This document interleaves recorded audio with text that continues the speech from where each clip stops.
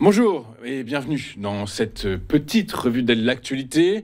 L'économie américaine ralentit, la BCE temporise face aux incertitudes, les tensions commerciales Union européenne-USA s'aggravent et Stellantis propulse son usine de Kenitra au rang de site stratégique mondial pour la mobilité électrique.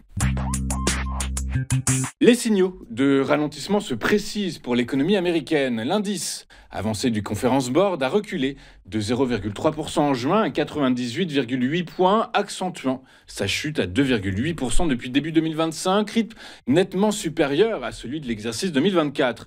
Cette baisse, plus forte qu'anticipée par les économistes, reflète les faiblesses persistantes, un essoufflement des nouvelles commandes industrielles, des demandes d'allocation chômage en hausse et le moral des consommateurs qui reste atone malgré un soutien éphémère des marchés boursiers. En toile de fond, la hausse des tarifs douaniers qui pèsent de plus en plus sur les coûts, renchérissant les prix à la consommation et freinant les dépenses des ménages. Selon The Conference Board, aucun scénario de récession n'est pour autant acté, mais la croissance devrait nettement ralentir d'ici la fin de l'exercice 2025, les effets des tarifs, particulièrement sur l'inflation, devenant de plus en plus sensibles au second semestre. La BCE, elle, devrait, sauf surprise, maintenir ses taux directeurs inchangés jeudi prochain, rompant ainsi avec un cycle d'assouplissement entamé il y a un an, et ce en raison d'incertitudes monétaires et commerciales majeures. Sur le plan technique, la stabilisation de l'inflation sous-jacente à 2% masque des pressions désinflationnistes susceptibles de s'accentuer. Les économistes anticipent en effet un passage de l'inflation sous la cible en 2026, puis un rebond en 2027, conséquence des effets différés de la politique monétaire et des chocs exogènes. Par ailleurs, la menace de l'instauration de droits de douane américains pouvant aller jusqu'à 30% sur les exportations européennes ajoute un risque exogène majeur. Ces mesures pourraient en effet déprimer la demande extérieure, réviser à la baisse leurs anticipations de croissance et d'inflation. À ce stade, une orientation clairement accommodante serait prématurée. Les modèles de la BCE devront d'ailleurs intégrer en septembre une nouvelle évaluation des scénarios de croissance et d'inflation. Le renforcement de l'euro, atypique en contexte de menace commerciale, exerce, lui, une pression baissière supplémentaire sur l'inflation importée, mais pénalise la compétitivité prix de l'industrie européenne.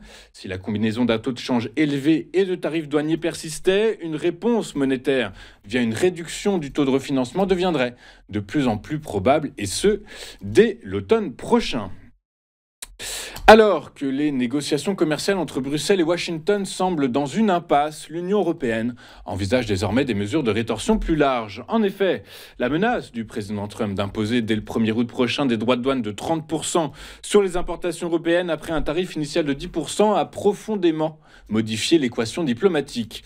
Jusqu'à présent, la Commission européenne privilégiait un accord, quitte à concéder certains compromis tarifaires, mais cependant, les discussions avec Washington ont révélé des positions américaines incohérente et un rejet catégorique d'un gel des tarifs, ce qui affaiblit, vous vous en doutez, la probabilité d'une solution négociée. Dans ce contexte, plusieurs États membres, dont l'Allemagne, se rangent aux côtés de la France pour activer l'instrument anti-coercition initialement conçu contre la Chine. Grâce à ce mécanisme, je vous le rappelle, l'Union européenne pourrait restreindre l'accès des entreprises américaines aux marchés publics européens, qui représentent près de 2000 milliards d'euros par an, restreindre par ailleurs certains investissements, voire cibler les services, un domaine où les États-Unis affichent un excédent structurel. Par conséquent, le rapport de force se durcit. Bruxelles a déjà suspendu, je vous le rappelle, temporairement sa propre réponse tarifaire sur 21 milliards d'euros d'importations américaines, mais évalue désormais des mesures supplémentaires sur 72 milliards d'euros. En somme, si l'administration américaine ne revient pas sur ses positions, l'UE pourrait engager une riposte ciblée dès août. Toutefois, l'activation de l'outil anti-coercition nécessite, je vous le rappelle, une majorité qualifiée au sein du Conseil qui soutient, selon les diplomates, une idée qui serait en train de se répandre.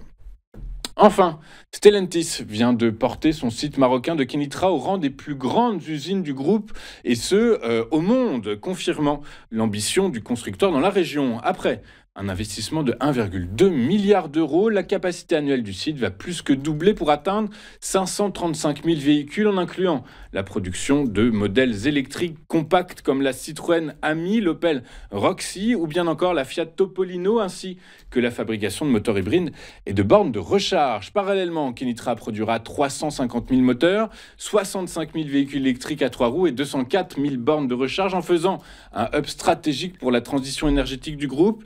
Plus de 3 000 emplois directs s'ajouteront aux 3 500 déjà existants. Ce développement positionne maintenant le Maroc comme un acteur industriel central de la filière automobile mondiale, soutenu par une intégration locale qui vise 75% et ce d'ici 2030. Attardons-nous maintenant sur ce qu'il s'est passé hier sur les principales places financières de la planète. Et en Europe, les marchés financiers ont affiché des performances contrastées dans un climat incertain dominé par les négociations commerciales entre l'Union européenne et les États-Unis. Les investisseurs sont en effet restés prudents face à la perspective de nouveaux droits de douane américains qui pourraient atteindre, je vous le rappelle, 30% sur les importations européennes et ce, dès le 1er août prochain, voire 15 à 20% même en cas d'accord. C'est important de le noter, 15 à 20% même en cas d'accord. Cette incertitude pèse sur la tendance malgré des résultats d'entreprises parfois solides comme Ryanair et l'attente des prochaines décisions de la Banque centrale européenne et de la publication de plusieurs indicateurs économiques majeurs. Dans ce contexte, le CAC 40 a reculé hier de 0,31% à 7 798 points, tandis que le DAX à Francfort a lui légèrement progressé, tout symboliquement de 0,04%, alors que le FTSE a lui plus nettement pris de l'épaisseur puisqu'il s'est adjugé 0,23%. À Wall Street, les investisseurs sont restés confiants à l'orée d'une semaine décisive portée par de fortes attentes sur les résultats des géants de la tech. Enfin, sur le marché pétrolier, les prix ont légèrement baissé malgré un nouveau renforcement des sanctions européennes contre la Russie qui inclut un abaissement du plafond du prix de brut russe à 47,60 $ le baril et une liste noire étendue à plus de 100 navires de la flotte fantôme. Si ces mesures visent à réduire les revenus pétroliers de Moscou, les marchés, eux, restent prudents. Une partie du pétrole russe continue en effet de circuler et l'efficacité réelle du dispositif est plus que discutée, surtout sans la participation, je vous le rappelle, des États-Unis. Les incertitudes commerciales globales pèsent donc sur l'évolution des cours. On va marquer une première pause dans cette édition du 22 juillet 2025 et juste après, comme on en a l'habitude, comme vous en avez l'habitude, nous retrouverons Guillaume Lydie et ses Market Movers. À tout de suite sur Téléfinance.